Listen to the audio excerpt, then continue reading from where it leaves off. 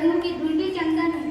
ज्ञान देने वाले गुरु को वंदन है, उनके चरणों की धूल भी चंदन है। जो हमें बनाए इंसान और एक सही गलत का न्याय, देश के उन निर्माताओं को हम करते हैं शत शत प्रणाम। माँ की मूरत है गुरु, इस कलयुग में भगवान की सूरत है गुरु। शिक्षक हमें बताते अच्छी बातें, चाहे हम उन्हें कितना सताते, देते झोली भर भर के न्याय, ताकि कोई शास्त्र न रहे अनजान। बंद हो जाए सब दरवाजे, नया रास्ता दिखाते हैं गुरु। सिर्फ किताबें ज्ञान नहीं, जीवन देना सिखाते हैं गुरु, जीवन देना सिखाते हैं गुरु।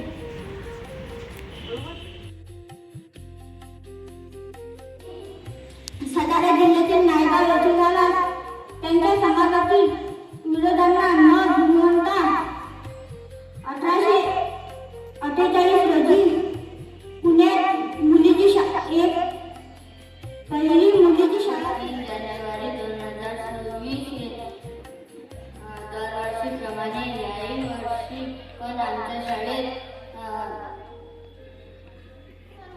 एकत्र आला आहोत त्या महास्त्रीच्या जयंतीनिमित्त जिने आपल्या ज्ञानाच्या प्रकाशाने अज्ञानाचा अंधार दूर केला। क्रांती ज्योती सावित्रीबाई फुले। सावित्रीबाई फुले या भारतातील पहिल्या महिला शिक्षिका होत्या, ज्या काळात महिलांना शिक्षण म्हणजे पाप समजले जात होते। मैं सावित्री सावित्री ज्योतिबा फुले। स्त्री शिक्षणाचा रचला तुम्ही पाया, स्त्री शिक्षणाचा रचला तुम्ही पाया, शब्दही अपुरी पडते तुमचे गुणगाया।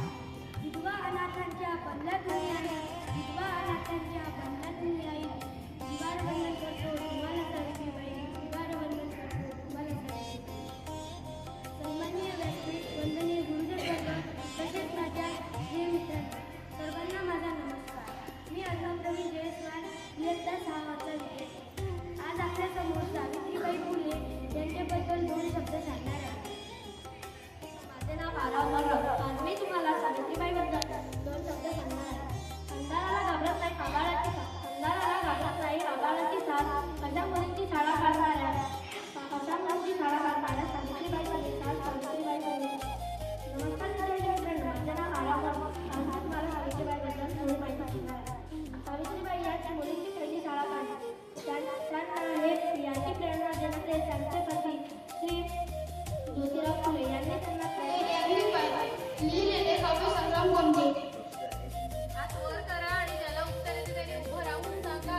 काहीतरी उत्तर सांगायचं. सावित्रीबाई फुले यांनी लिहिलेले काव्य संग्राम कोणते?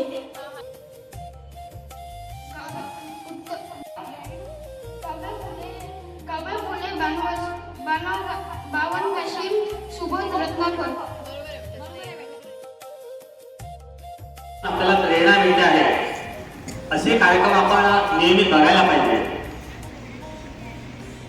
त्या काळामध्ये त्यांनी ज्या आवश्यकता सहन केल्या, त्यामुळे आज स्त्री जी आहे ती शिक्षणामध्ये पुढे गेलेली आहे। आपल्या शाळेमध्ये तुम्ही बघितलं तर महिला शिक्षकांची संख्या जी आहे ती तुम्हाला आता माहिती आहे किती जास्त झालेली आहे। कारण की त्यावेळेला त्यांनी ती गरज ओळखून त्यावेळेला त्यांनी म्हटलं होतं की जर घरातली स्त्री शिकली तर संपूर्ण कुटुंब शिकतो आहे, त्यांचे मुलं शिकतात आणि सर्व कुटुंब शिक्षित जर झालं तर आपला देश हा पुढे जाईल, हे त्या काळात त्यांनी ओळखलं होतं। आणि आजही आपण बघत आहोत की सर्वोच्च पदावरती भारतामध्ये कोण बसलेला आहे? राष्ट्रपती या पदावरती द्रौपदी मुर्मू एक स्त्रीच आहे। म्हणजे स्त्रीचं महत्व किती आहे हे तुम्हाला सर्वांना माहिती आहे।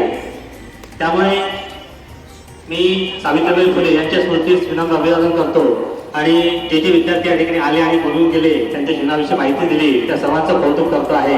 आणि सावित्रीबाईची वेशभूषा धारण करून या ठिकाणी जवळजवळ 15 मिनिटापर्यंत आपली ज्युनियर कॉलेजची विद्यार्थी जी आहे त्या ठिकाणी बोलून गेलेली आहे। खूप छान त्यांनी चांगलं पाठांतर केलेलं आहे आणि आपल्या ती विद्यार्थ्यांनी बरीच चांगली माहिती दिली, प्रश्न खूप छान काढले होते आजचे।